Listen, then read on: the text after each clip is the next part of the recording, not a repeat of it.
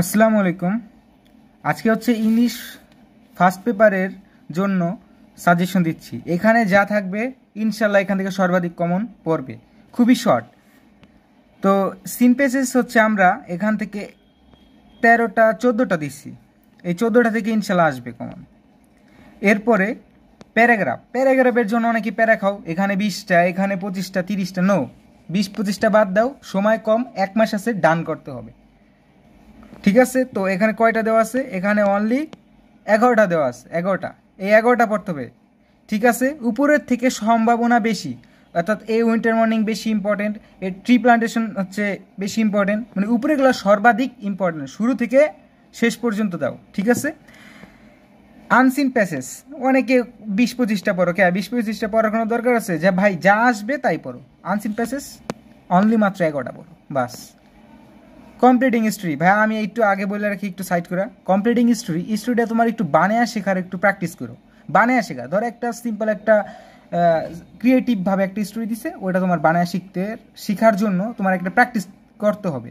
আর এইগুলো তোমার must be, যদি বিগত বছর থেকে কমন আসে তাহলে এখান থেকেই আসবে, আর কোনো বাইরে আসবে না। ঠিক আছে, তো এখানে মাত্র দেওয়া হয়েছে 12টা, অনেক বেশি তো 12টা। তো এরপর গ্রাফ অ্যান্ড চার্ট, তো এইগুলা তুমি 6টা পড়বা, আর কোনো পড়ার দরকার নাই। ইমেল হচ্ছে তুমি 6টা পড়ো। ইমেল আবার যেন এরকমভাবেই পড়তে হবে যাতে লেটারও যেন লিখতে পারো। ফরম্যাট ইউজ করবা।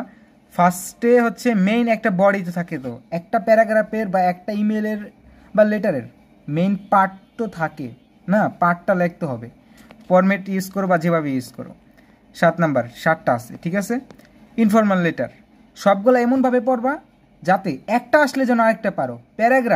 তুমি প্যারাগ্রাফ আসছে, এখন ওইটা নিয়ে যদি ডায়লগ আসে তুমি পারবে না, ওই প্র্যাকটিসটা করবা, দেখবা ইনশাল্লাহ তোমার এটা ভালো হবে পরীক্ষায়।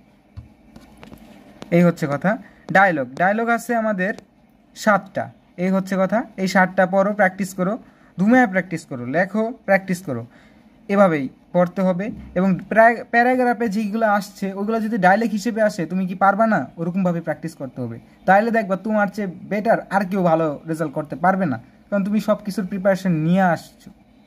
ঠিক আছে, অবশ্যই তোমাদের বন্ধুদের কাছে অবশ্যই শেয়ার করে দিও। সাবস্ক্রাইব করো বা না করো, অন্ততপক্ষে একটা শেয়ার করে দিও, আর লাইক তো করতে ভুলবা না। আর এটার পিডিএফ নিতে চাও না, অবশ্যই পিডিএফটা দিব। কমেন্ট বক্স চেক করো, অথবা আমাদের হোয়াটসঅ্যাপ গ্রুপ আছে সেখানে দেখো, আমরা দিয়ে দিছি। তো আজকের জন্য এই পর্যন্তই। আর নেক্সট কি নিয়ে ভিডিও চাও, অবশ্যই আমরা ওইটা দিয়ে দিব।